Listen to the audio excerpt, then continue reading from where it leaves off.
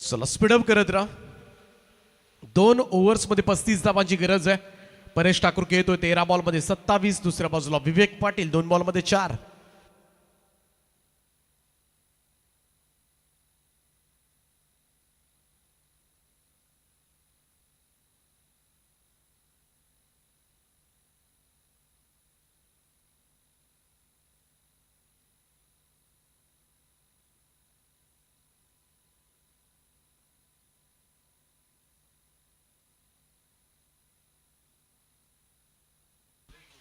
बारा बॉल आणि 35 धावांची गरज आहे.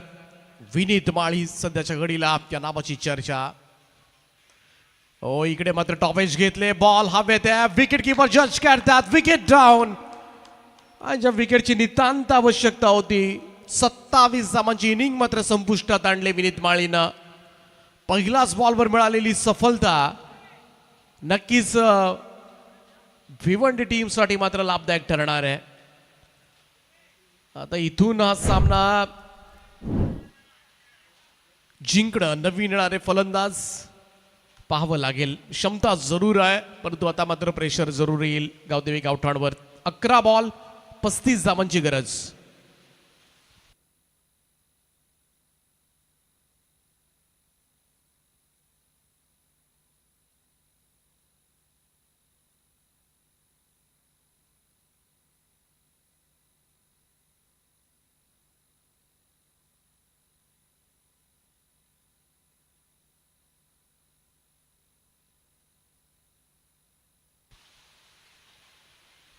गोलंदाजी ट्रॅकवर विनीत माळी. त्याला पहिल्याच बॉलवर सफलता प्राप्त झाले. 34ला 4 अशी धावसंख्या. 11 बॉलमध्ये 35 धावांची गरज. पहिल्या फेरीमधील हा चौथा सामना आहे. यानंतर दुसऱ्या फेरीतील पहिला सामना तुम्हाला पाहायला मिळेल.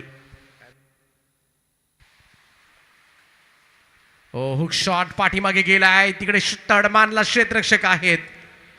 आणखीन एक फलंदाज भोपळाही फोडून न देता मात्र बाद केलाय. जसा साईश मैदानामध्ये आला तसाच लगेचच त्याला पॅव्हेलियनकडे फिरावं लागलंय. 5वा हादरा निम्मा संघ गारज झालाय. साईश मात्र बऱ्याच उशिरानं. स्टारकास्ट मोठी आहे खरं तर या टीम मध्ये.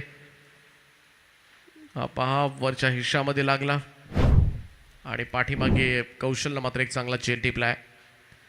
10 बॉल आणि 35ची गरज.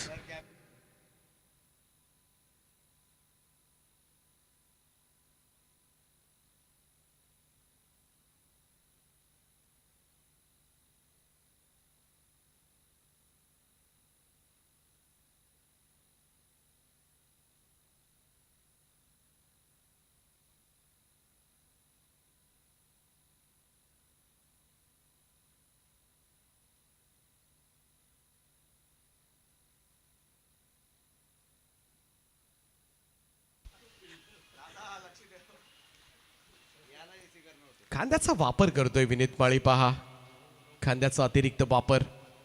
टप्पा पडला. उसळी घेत सरळ विकेट किपरच्या हातामध्ये जाऊन चेंडू विसावतोय. Dot ball. कट करण्याचा प्रयत्न, थोडंसं दुरून खेळण्याचा प्रयत्न शुभम पाटील आहेत.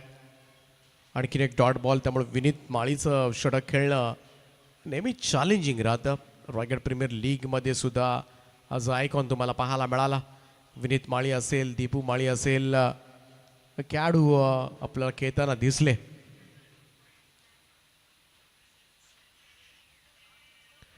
या ओव्हरमध्ये धाबच आलेली नाहीये. इकडे मिसक्यूट झालाय फटका आणि मैडन ओव्हर.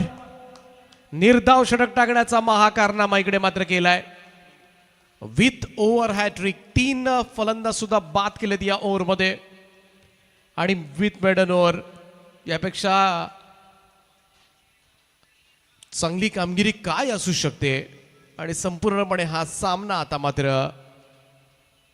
भिवंडी संघाच्या बाजूनं पूर्णपणे मजबूत स्थितीमध्ये.